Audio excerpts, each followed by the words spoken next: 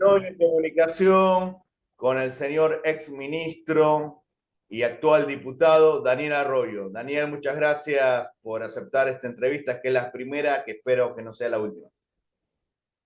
Un gran gusto, buenos días y un gran gusto. Tú fuiste colega de Sergio Massa. Sergio Massa fue presidente de la Cámara de Diputados y eres colega de Javier Milei. Conoces el trabajo político de ambos. ¿Cómo sería una Argentina con Massa y cómo sería una Argentina con Milei? Porque además tú eres cientista político, politólogo. ¿Cuál es la gran diferencia entre uno y otro? Yo partiría de la base que estamos frente a un modelo agotado, que hay que hacer otra cosa, que no es siguiendo como estamos encarando las acciones que se va a transformar la Argentina, que tenemos que hacer otra escuela secundaria, otro sistema de crédito, otro tipo de programas sociales, otro modelo de desarrollo económico. Partiría de la base que el modelo está agotado.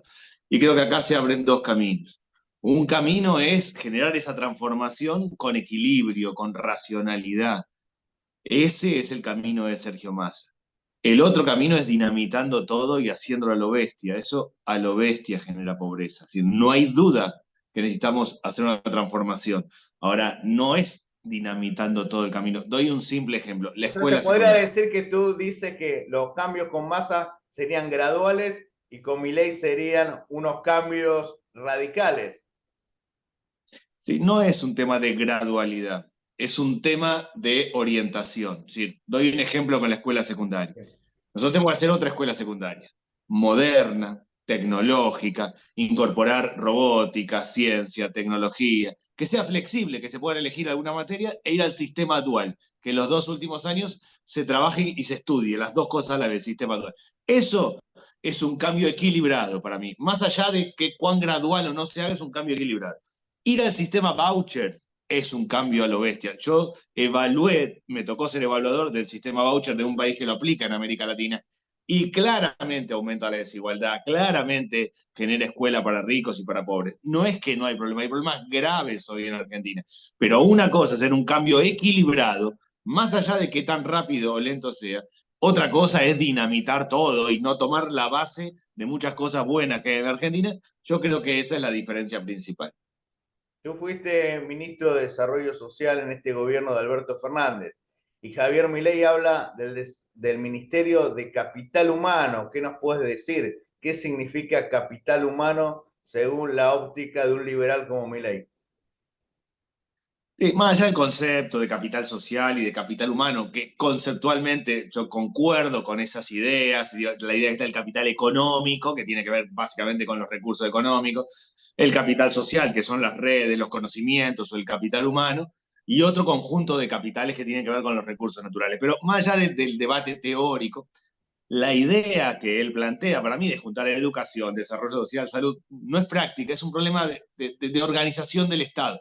Educación es un área que ha crecido mucho. De hecho, hoy ocupa el 6% del Producto Bruto Interno y va a llegar al 8%. Es claro que requiere una especificidad, una línea de trabajo.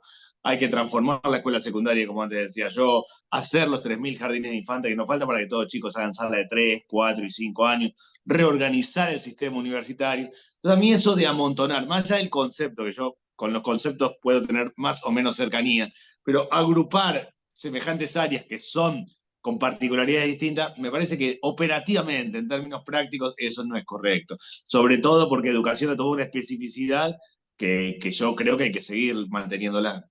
Sin lugar a dudas, este gobierno de Alberto Fernández no es bueno. Se podría decir que es desastroso, no solo por la gestión, sino por la herencia recibida. ¿Cómo se puede separar a un ministro de una mala gestión como Sergio Massa con alguien que puede hacer una buena presidencia? ¿Puede ser indivisible el Sergio Massa ministro de una gestión mediocre al Sergio Massa presidente que haga una buena gestión? Yo separaría los tantos. Primero diría, el gobierno de Alberto Fernández, a mi modo de ver, hay que dividirlo en dos, en pandemia y pospandemia, con realidades absolutamente distintas.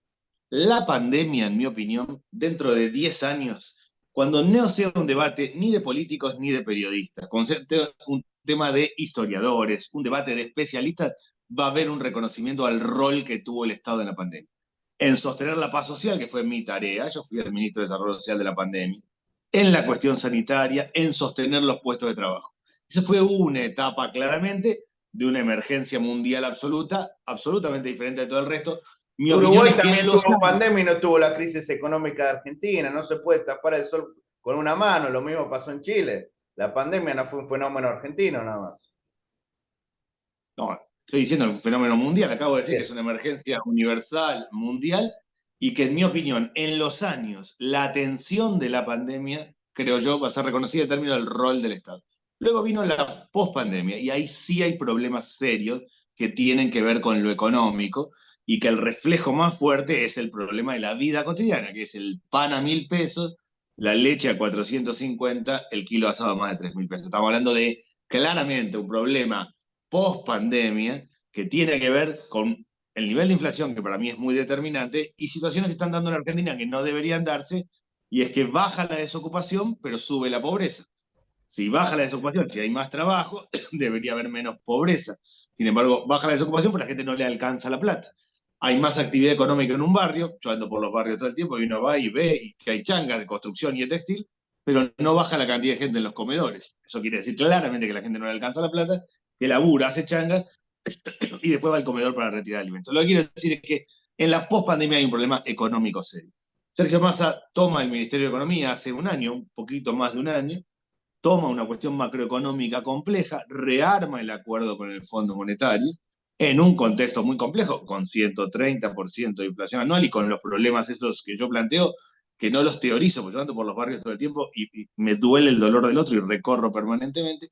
En ese contexto bien complejo, a mí me parece que lo que plantea, y yo creo que es así, es una etapa siguiente, estabilizando la macroeconomía, que tiene que ver con otras cosas. La primera para mí es estabilizar el precio de los alimentos. Es lograr, en primer lugar, encarar un plan antiinflacionario. Creo que viene esa etapa, que la tarea de Sergio Massa ha sido sostener una macroeconomía muy compleja en un contexto muy complejo, y que con los años, cuando se analicen los gobiernos, el gobierno de Alberto Fernández se va a dividir mucho entre pandemia y pospandemia. Del 1 al 10, ¿cómo calificas este gobierno? Siendo sincero. No, no califico nunca eso. Aprendí primero a no dar títulos sencillos o fáciles y a que las cosas complejas no se resuelven así con análisis de ese O sea, estilo, se podría decir que no objetivamente. lo consideras un buen gobierno, porque si no hubieses dado una calificación positiva. Eh, la verdad Bueno, que, ya con todo respeto, tu cara lo dice todo. perdón, digo, Sí, con todo respeto, creo ser bastante respetuoso cuando estoy sí, sí. hablando y planteando con claridad los conceptos. Mi opinión, objetivamente, es que hay que hacer los análisis de los gobiernos en los contextos en el que cada uno le toca, y no estoy nunca he calificado ni este ni los gobiernos anteriores con puntaje, jamás. Yo he sido diputado opositor del gobierno anterior. Y cuando cualquiera me hacía esa pregunta, me decía de 1 a 10, ¿cómo calificar? Decía, no, pues los gobiernos tienen que ver con los contextos y hay que ser respetuosos. Y en mi opinión, vale la coherencia. Y doy un ejemplo mío de coherencia. Macri, cuando pierde las PASO del 2019, antes de la general, de la PASO a la general, quita el IVA a los alimentos. Yo venía hablando todo el tiempo de la necesidad de quitar el IVA a los alimentos y del problema de la inflación, el precio de los alimentos y las dificultades para comer. Y estuve de acuerdo, aún cuando era un diputado opositor, porque lo que está bien, está bien. Yo realmente creo tener coherencia, lo que está bien me parece que está bien, lo que no, no. No creo objetivamente que se puedan analizar los gobiernos en la inmediatez, tomando puntaje de 1 a 10. Es un tema, a mi opinión, que se hace seriamente desde la ciencia social y los historiadores con distancia, no en la chicana diaria de digo esto, otro en el medio de una campaña. Coincidimos, Daniel, cuando dices que hay que luchar contra la inflación, cuidar la mesa de los argentinos. Tú, como peronista, ¿consideras que Guillermo Moreno tendría que ser convocado en un eventual gobierno de Massa? Porque él hizo una buena gestión en defensa de la mesa de los argentinos. Lo creo una persona absolutamente honesta y coherente a Guillermo Moreno, y yo Así es. respeto la honestidad y la coherencia, claramente. Aquel que sigue una línea y la sigue, la respeto, y si lo hace con honestidad intelectual y honestidad personal, más todavía, y respeto por eso a Guillermo Moreno. quienes forman parte o no de un gobierno no es algo que esté, en mi opinión, para dar, pero tengo un gran respeto por honestidad y por coherencia a la línea de trabajo de Guillermo Moreno. Yo siempre respeto, aún, no es el caso de Guillermo Moreno, pero otras personas que tienen ideas muy distintas a la mía, cuando mantienen la línea de pensamiento, siempre detengo un respeto especial.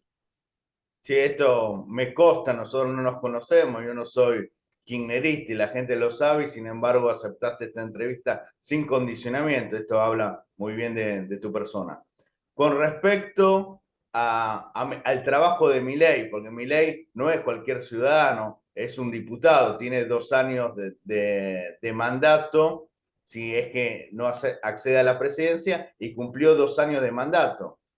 Sergio Massa se sabe el trabajo que está haciendo en el ministerio, pero ¿cómo es el trabajo legislativo de Milei? ¿Qué aportó a Argentina como diputado con la banca que el pueblo confió? No, la bancada libertaria no ha presentado proyectos, no han trabajado de diputados. Eso es objetivo, Sí, no por es un eso es un análisis dato subjetivo. público. Es agarrar los datos y ver claramente. No, yo trabajo de diputado absolutamente. Yo creo que la tarea del funcionario público es hacer lo que tiene que hacer en cada momento. Soy ministro, gestiono el ministerio. Soy diputado, hago proyecto de ley.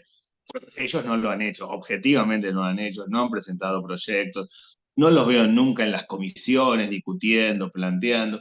Es cierto, a favor de ellos son pocos diputados, pero la izquierda, por ejemplo, son también muy pocos diputados y sin embargo participan de todas las comisiones, plantean debate, hacen proyectos, vienen a discutir, yo varias veces, proyectos para ver si estamos de acuerdo, ¿no? Es decir, hay un trabajo legislativo. El Incluso la caso de los izquierda es libertarios más flexible con la prensa. Yo quise entrevistar a Milei cuando era diputado, cuando es diputado actualmente, a Victoria Villarruel. Victoria no atiende el teléfono, Javier Milei me bloquea. Esto también demuestra un poco el grado autoritario que tienen. Sí, digo, más allá de la relación con la prensa, hay una forma de medir la tarea legislativa, es cuánto uno presenta proyecto de ley, participa de las comisiones, participa en el recinto de los debates y aprueba o no leyes. Esa es la forma de identificar la tarea de un diputado, que es esa su tarea. Bueno, objetivamente ellos no lo han hecho. Entiendo que ahora van a tener una bancada más grande, porque han entrado varios más diputados a partir del 10 de diciembre. Tal vez eso los lleve a organizarse mejor, pero objetivamente en este tiempo no han trabajado seriamente como diputados, no han hecho su tarea. La última pregunta, Daniel, siguiendo con las preguntas que le hice al diputado Gioja y al diputado Leiva de Unión por la Patria, tanto de la provincia de San Juan, provincia del Chaco, y tú de la provincia de Buenos Aires. ¿Qué le puedes decir a los argentinos, sobre todo a los bonaerenses, que es tu jurisdicción electoral, que están mal económicamente, que tienen que ir a votar? Ustedes tienen la bendición de Dios de tener un buen trabajo, tener un buen salario. Esto es indiscutible porque la ley le da estos beneficios. ¿Qué les puede decir a la gente que está desesperanzada, que quizás va a votar con el estómago vacío? Primero, que tengo claro que la situación está mal, muy complicada, que hay mucha gente que la pasa mal. No solo por el precio de los alimentos, como decía antes, por el precio del pan, la leche o el asado, sino porque aparte está creciendo el endeudamiento de la familia. Mucha gente no le alcanza la plata, se endeuda.